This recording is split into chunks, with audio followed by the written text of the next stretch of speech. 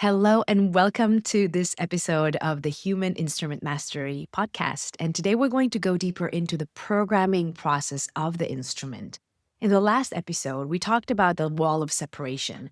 And the process in which that wall of separation is built is really the programming process. And I mentioned there that in the first early years of our physical life in this human instrument, the subconscious was wide open and in a very suggestible state for different reasons. And so today we're going to dive into those different reasons and into that process. It is my intention that understanding this process and its nature will give you insights and applicable tools to then go into a reprogramming process of your instrument so you can change your life and create whatever it is that you desire. So let's dive in. Our human instrument in its physicality has a brain, and the brain operates on different brain waves. We have delta, we have theta, we have alpha, and we have beta. And each one of these ranges have different micro ranges in them too. Right now, as you're listening to this podcast, your brain probably operates on beta brain waves. This is the range that is associated with wakefulness, with alertness, with conscious awareness. When you're very anxious or very focused, your brain would operate on high beta brainwaves. When you are sleeping, in a deep, dreamless sleep, your brain operates on delta brainwaves. When you are dreaming, or when you are in a very deep hypnotic state, your brain operates on theta brainwaves. And when you are in that in-between state, between wakefulness and sleep, or when you are very drowsy, your brain operates on alpha brainwaves. And so you can see that the alpha, theta, and delta brainwaves are all associated with either the unconscious or the subconscious levels of mind. So when you are completely unconscious, no conscious activity, you are in delta, deep, dreamless sleep. And when you are in a subconscious level of mind, as in dreams or in deep hypnotic states, theta brainwaves.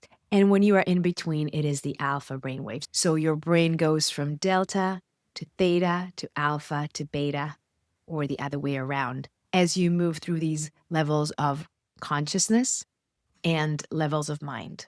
And so, in the early years of your physical life in this human instrument, your brain was operating on first delta brainwaves and then theta brainwaves and then alpha until in late adolescence, around 12 to even 16, your brain entered and stayed in beta brainwaves in the alert state. And so you can see that in those early years, your brain was constantly, naturally, and continuously in a subconscious level of mind. What does that mean? In those states, the subconscious is completely open and suggestible to all impressions coming from the environment. This can explain why, when you are in a dream state, you might wake up from a dream sweating or in pain or in some emotional reaction, as if those events and experiences literally happened to you, even though your body was laying in bed. Or, for example, when you are very immersed in a movie, your heart might race. You might, again, feel all kinds of emotions as if those events on the screen are happening to you, even though you're just sitting on the sofa and watching a movie. How come? It is because the subconscious program has complete control of your body. The body, in other words, is a 100% direct representation and reflection of the subconscious program that is in the operating system of the instrument. When you are in that subconscious level, there is no conscious level of mind that operates like a filter. And so without that filter of the conscious mind, the subconscious mind is wide open to all these impressions, and the body immediately reacts to them. Now, in the first years of your life, as we've said, your brain was all the time in those subconscious levels of mind. It was all the time operating on these delta, then theta, and later on alpha brainwaves. So all the impressions from your environment, what other people were saying, what you were witnessing, the nonverbal communications between you and other people, whatever was going on around you, an immeasurable amount of information came straight into the subconscious level of your mind, registering straight into the operating system of the instrument, creating a program, a setting. Now, our instrument is designed like this for a reason. In those early years, you had to learn countless functions and information in order to adapt and survive in that environment. You had to learn how to walk and talk and hold objects and eat and move around and perform all kinds of activities.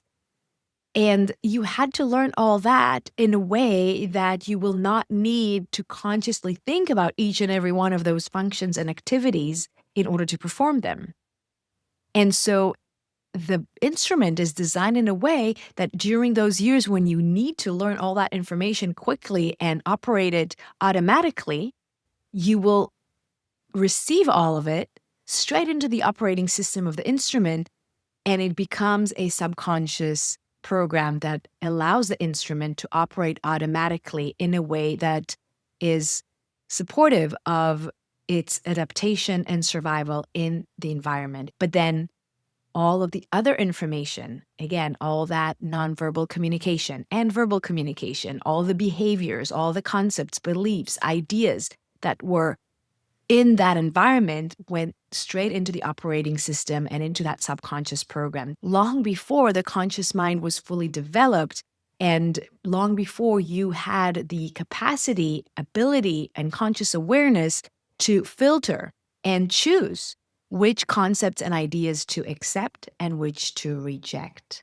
And so by the time that conscious level of mind, that conscious mind, that portion of the instrument was fully developed, by the time your brain reached those levels of beta brainwaves, that subconscious program was already set. And that subconscious program has almost complete control of all of your thoughts, feelings, and actions. This means that even if you would like to believe something new, even if you would like to accept new ideas that are beyond those that were registered on to that operating system and subconscious level of the instrument, even if you really want to think differently, act differently, create differently than what you've already experienced and created, you cannot if you do not learn how to go into the operating system of your instrument and update the program and the setting of it to match what it is that you want. So it is not what you want that creates your reality. It is what you believe, or in other words, where your programming or the programming of your instrument is set. Now, understanding how the program was created helps you to understand how you can update it. So, in this episode, we are talking about the brainwaves and the subconscious level of the instrument and the mind and its suggestible nature. And this gives you the insight into how, when you are able to bring yourself into that suggestible state and slow down your brainwaves consciously and deliberately down to theta brainwaves, you're able in that state to suggest new ideas and concept and rewire them onto your brain and subconscious program.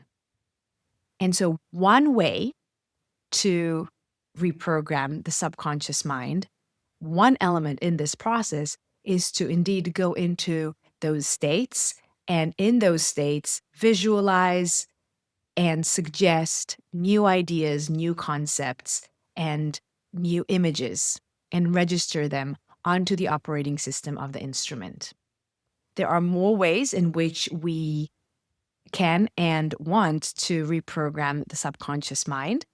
And this is a combination of all of those ways that is most effective and creates rapid transformations. And so in future episodes, we will indeed look into more of those.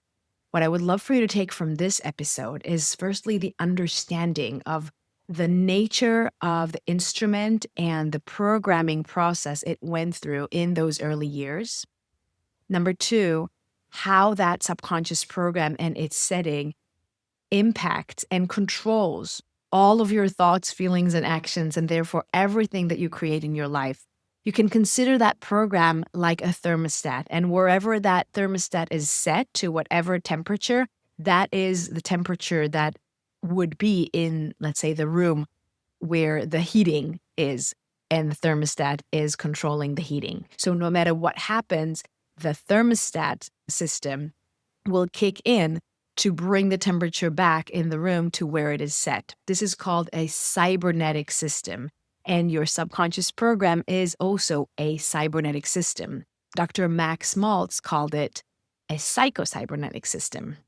And so I want you to take from this again the nature of the programming process and the level of control of the subconscious program in your life, inside and out, and how that program operates automatically. And then lastly, to take from this the insight as to how you can then reprogram your subconscious mind in a similar way.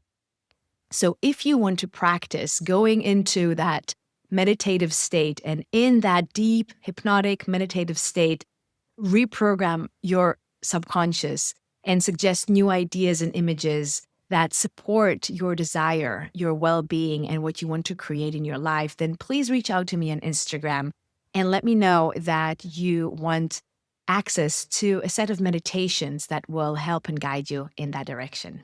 Thank you so much for watching or listening today. Please share this episode and the podcast with someone that you believe can benefit from this information, and I look forward to our next episode.